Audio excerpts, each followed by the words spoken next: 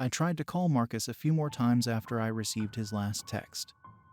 But just as I suspected, he didn't answer. He was either captured or killed, leaving me on my own. The calls still went to voicemail, however, so his phone was still active. Whoever ran him off the road likely took it, and I could use that to my advantage to buy some time. Will do. I'll leave town right away. I'll be walking along the main road in case you can follow me. Hopefully that was a convincing enough red herring, sending them on a wild goose chase that would give me an hour or two to sleep. I desperately needed some of that to clear my mind so I could think straight, making any decisions, forming any plans in my current condition.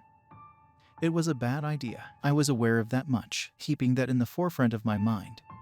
I made my way home. Many people passed me in the streets, and I felt their eyes on me when I wasn't looking their way. But I remained calm, sort of. I reminded myself that it was paranoia, that I was slowly going mad from fatigue and stress, that not all of it was real, some of it, maybe, but certainly not all. I needed to remain rational to the best of my abilities. I got home without incident. No one followed me, and I found the house still empty and locked up like I'd left it. The current plan was to sleep a bit, then head out of town into the wilderness. I'd set up camp somewhere remote, far away from everyone and everything, and use that time to rest. Dad had some bare-bones camping gear that he used to go fishing, so I could use that. Although it wasn't much, it would have been useful. I found it all stacked away in the garage, so I threw together a hasty bug-out bag to have it ready. A small fishing tent, a flashlight, some matches and cans of food, but no weapons since we didn't have any. A firearm would have been really useful, but this will have to do, I thought as I retrieved the crowbar. I didn't plan to use it to hunt or anything, just to defend myself until I made it out of town. With the preparations complete, I barricaded my bedroom by dragging a heavy drawer in front of the door. The window I left unlocked, just in case I needed to make a run for it. My room was up on the first floor, but the jump down wouldn't be too bad. Being in an actual bed after the last few days was absolute bliss. I can't describe it. I fell asleep so fast that I almost didn't get to set an alarm to wake me up around midnight. It went by fast, however, and this time I finally had some dreams. Nightmares. I can't remember much of them, only bits and pieces. Something crawling into bed next to me, speaking in my mind, trying to undo the seams of my very soul so it could take a peek inside. Getting angry when I resisted, growing more aggressive, tugging at the corners of my brain the more I fought back. I woke up screaming, kicking and punching blindly. My fist connected with something meaty, and I heard a familiar voice letting out a yelp. What the hell? Opening my eyes, I found Dad on his ass next to the bed. His lip was split wide open, and Mom was by his side on her knees. I started, but the words got caught in my throat. That was a pretty intense nightmare you had there, Dad said with a smile, rubbing away the gushing blood with his sleeve. I think I'll need stitches. Looking around the room, I saw that the dresser I had dragged in front of the door was back in its place. The door and the window were wide open, creating a draft that pulled the cold December air inside. The instinct to just bolt it right then and there kicked in, but I subdued it. Where have you guys been? I asked them. I decided to question them, because maybe, just maybe, the last few days were indeed a hallucination. To the Grand Canyon, Mom answered and helped Dad to his feet. You know, on the vacation we planned for 2 months now. Dad went to the bathroom to patch up his busted lip, leaving me and Mom alone. He looked back at me for a split second before he closed the door, his gaze filled with anger and hatred. Sarah's friend, Amy was her name. Mom continued. Anyway, she called the reception of the hotel we were at and told us everything, so we rushed home to be here for you. Okay, thank you guys. Let's go check up on Dad. Maybe he needs help. Mom eyed me with suspicion, but she got up. And don't forget to apologize to him.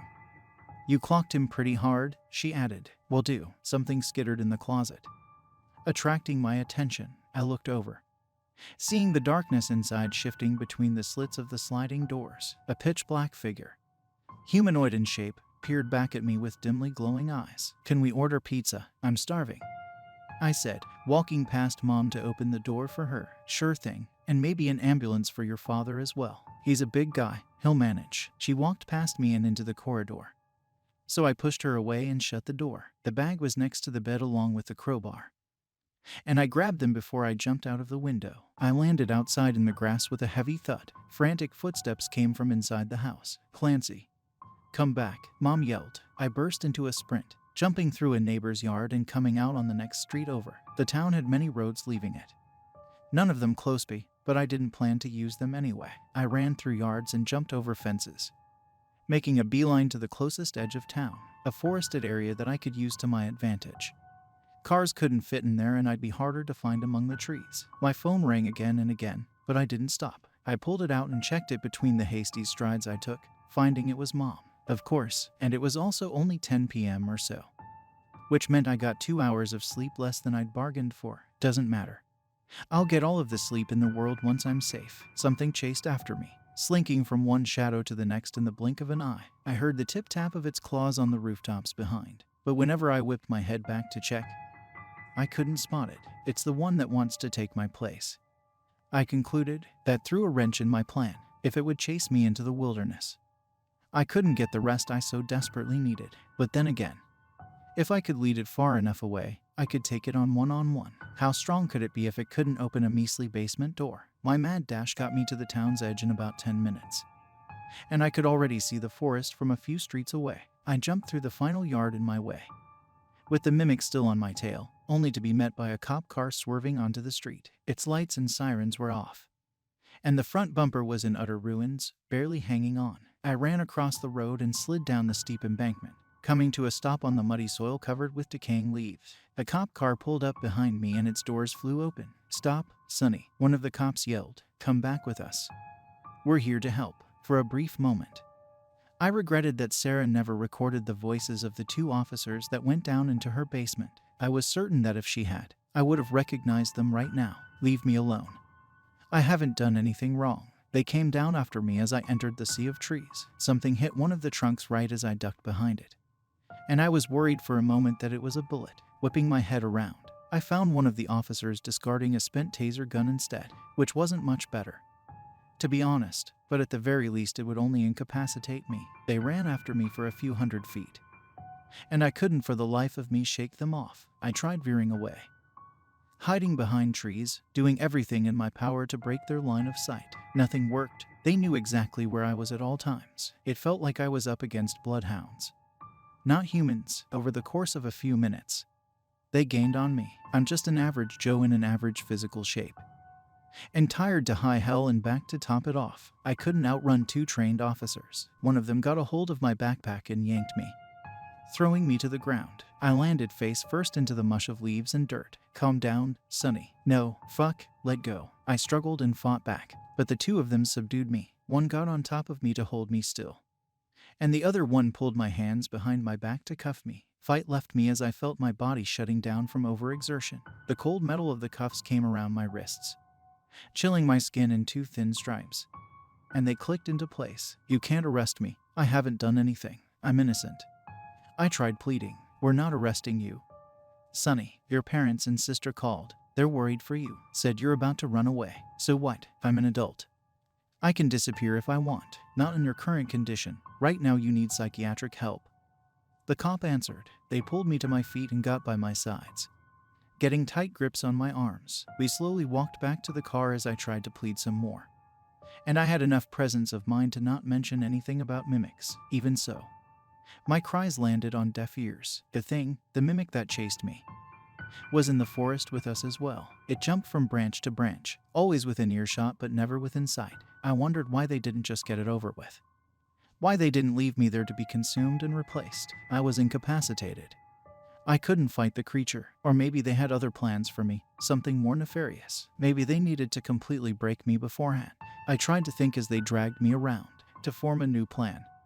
Something, anything. When we reached the embankment, I got an idea. You see, it was steep and slippery. One wrong step and you'd eat dirt at the bottom.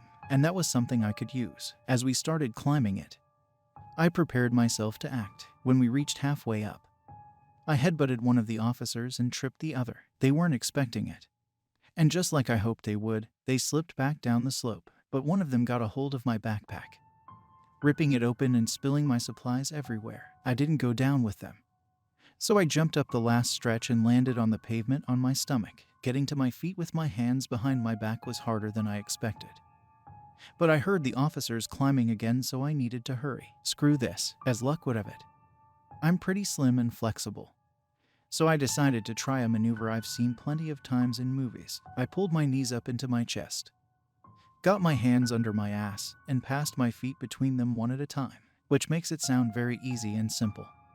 But under pressure and with 2 officers nearing me, it really wasn't. I couldn't open or break the cuffs. But at the very least, I had my hands in front of me again. Their car was right there. And I realized that the engine was idling. In their haste, they left it running with the keys still in the ignition. I ran over to it and tried the door, letting out a sigh of relief when it did indeed open. "Hey," one of the officers yelled as I climbed inside. Now, just because I don't have a license doesn't mean I don't know how to drive. It was stupid and risky of us. But a friend let me drive his Jeep on the back roads a few times for fun. I wasn't an expert by any means, but I knew how to throw a car into drive and push a pedal. Good thing it wasn't a manual transmission. No way in hell I could have used a clutch and steer with my hands cuffed. I sped off, leaving the 2 cops and the mimic behind, which, yeah, bad idea.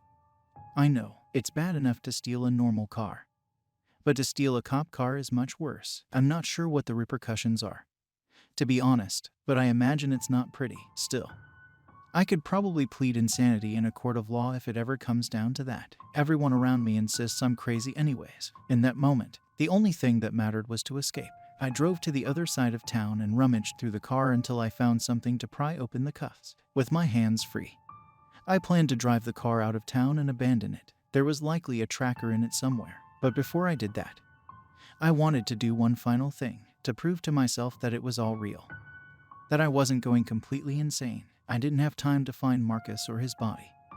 I couldn't return to Sarah's house for fear of being caught, but there was one place that I could check: the cemetery. A few minutes later, I pulled up at the gates and went inside. It was very creepy at night, to put it mildly.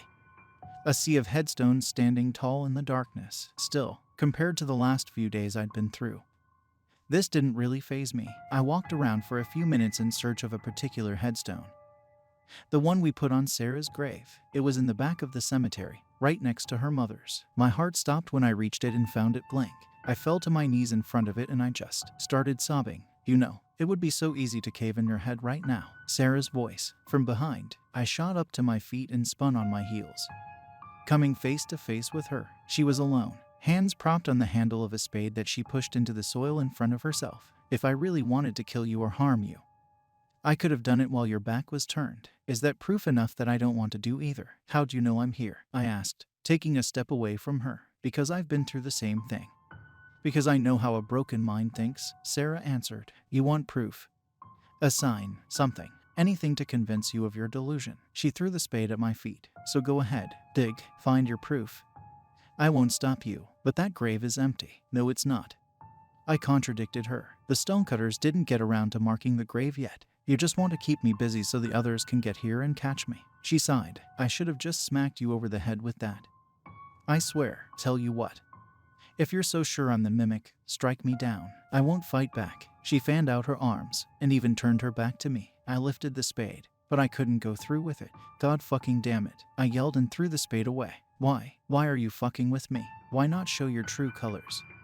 Why not kill me like you did Marcus?" Sarah put her hands down and turned around. "Marcus?" she asked, and she seemed genuinely dumbfounded. "Marcus, the monster hunter. Stop toying with me. Your gaslighting won't work." "Clancy, there was never any Marcus or any monster hunter." I pulled out my phone to prove her wrong, to shatter her charade. She watched me intently, but she didn't make any moves. I browsed everywhere, call and text history, but I couldn't find Marcus's number. When that failed me, I pulled out my wallet to search for the business card. It was gone as well. At that point I gave up. What else could I do? How could I prove to myself, let alone to anyone else, that I was sane? I wasn't. That much became evident even to me. Sure, I could blame the disappearance of Marcus's business card and call logs on my parents, but it didn't make sense. Nothing did. Not unless I admitted to the delusions and to needing help. Amy had been right. The mental problems likely ran in our family, and Sarah's breakdown jump-started my own. I don't. Here, let me take you home. You can sleep, you can clear your mind, and we can both look for help starting tomorrow. How's that sound?" Sounds good." She took the lead, and I followed behind her towards the exit. It felt wrong. It felt so very wrong, but I didn't have it in me to fight anymore. I was drained, even if I ran away. How far could I make it? I stole a damn cop car. They'd look for me relentlessly. At that point, I just wanted everything to be over with. The 2 officers called us when you stole their car, Sarah said as we walked. Fuck, no, listen, they called us. And we talked, and they agreed not to report you on one condition. We return their car. And you seek out therapy immediately. They're not assholes. They understand you've had it rough and they'll give you another chance. That's very kind of them. I'll have to make it up to them when I get better. You do? Sarah agreed. And to us as well. You really put us through hell. I know, and I'm sorry. Sarah smiled, a wide, beaming smile, with no trace of anything except genuine happiness. Apology accepted. It's getting so bad, though. I still feel watched even now. I still hear the cracks in your voice, in everyone's voices. I hear the cracks in yours as well. So welcome to the Mimic Club, I guess, she quipped. Next target is Old Man Jenkins down the road. I have the whole plan ready. We'll make him believe reptilians are real. Ooh off, that's gonna be tricky. I don't even know how to transform yet, all in due time. She assured me, we'll teach you, young mimic. We left the cemetery, finding Amy and the 2 officers waiting outside. I apologized profusely while they laughed and assured me all was fine now. They took their keys back and left. And we got into Amy's car to do the same. We're going to my house. By the way, Sarah said as we entered the road, Dad drove himself and your mom over when you ran from their house. They thought maybe you'd come to my place. The rest of the ride was silent. And when we got there, I did indeed see Dad's car outside. The 2 of them waited in the living room for our return. And they jumped on me as soon as I entered through the door. They hugged me and cried, and Mom bombarded my cheeks with kisses. Give him some room, you guys, Sarah told them and broke up the group hug. And you, get some sleep right away, she demanded. You'll feel much better in the morning. It felt so strange, so surreal, being back at Sarah's place. I mean, I wasn't gone for long, but it felt like I'd ran away from here an eternity ago. My life had changed so drastically overnight. I'd been through so much in a matter of mere days. In all honesty, it was as fascinating to think about as it was terrifying. So that's what started it all, Dad said with a sad smile, looking over at the basement door laying open. A goddamned basement of all things. You know, he continued, turning to look at Sarah. You were always afraid of the dark as a kid, was I? She asked with a chuckle. I don't really remember. I had to check inside your closet and under your bed for boogeymen every night until you turned 10. Dad answered with a laugh. I guess it is pretty scary. Sarah mumbled and walked over to the door. But there's nothing down there. Take a look. I made my way next to her. And she flipped the light switch next to the door. A light bulb down in the room came to life, chasing away the shadows and darkness. And indeed, it was a normal room with nothing strange about it, at least as far as basements go. Anyway, the walls and ceiling weren't charred. There was no trace of soot. Even the concrete at the bottom was spotless. To think we both went insane over a bit of darkness, I said as I peered down the stairs leading to the bottom. Right, but Sarah didn't answer me. No one did. The room fell completely silent. And I felt a pair of hands pushing me from behind. I tumbled down the stairs, landing at the bottom. No, the door of the basement closed shut. I tried to get up but stumbled. So I skittered up the stairs on all fours. The click of the locks being latched reached me right before the lights went out. And I crashed into the door. I trusted you, I yelled, and started banging on the door with desperation. I'm not insane, you're mimics. All of you, I knew it. I kept banging on the door and pleading. But no one responded. Not a damn word. The bastards wouldn't even entertain me with a clear-cut answer. I yelled until my throat went raw. I punched and kicked the door until my hands and feet turned bloody.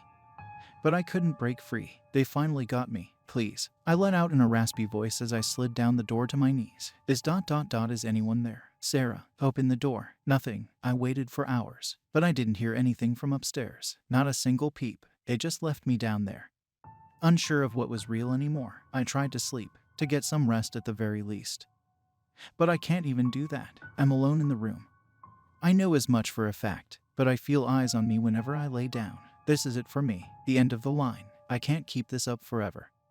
I'm growing too tired and hungry. When I'll collapse, they'll get me. I'm sure of it. I'll become just another one of those things. Or it will steal my appearance and masquerade as me while they take over the town. I can't escape. All I can do is to warn you, stay away from this place. And whatever you do, don't believe another word I'll say. It might be one of them.